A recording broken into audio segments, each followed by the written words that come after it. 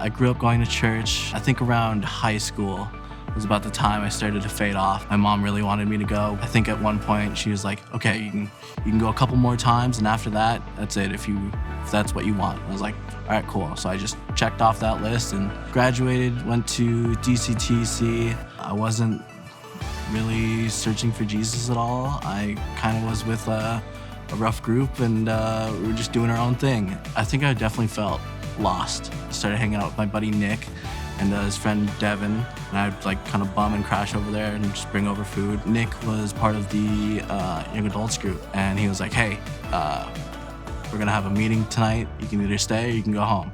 And it's the middle of Minnesota winter, so I don't want to drive. So I'm like, sure, I'll just stay and I'll see how this group is. Hopefully it's not too weird. And everyone was just super nice and welcoming. And they were like, you should come to the next one. Kind of in the moment, I was like, I'm not gonna say no.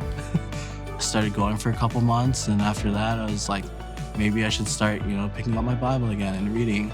So I started doing that. And the big impact moment, I think, for me was like, there was a worship night at Hosanna right before the whole thing. I'm sitting in my car and I actually prayed to God, I want to be able to feel and experience you. So if that's in your will, I hope tonight is that night. After worship, they had a moment of prayer. I was kind of just sitting there a little awkwardly, and my friend actually pulled me down. I got overwhelmed with the Lord's presence. I was overflowed with God's spirit. And at that moment, I dedicated my life to Christ.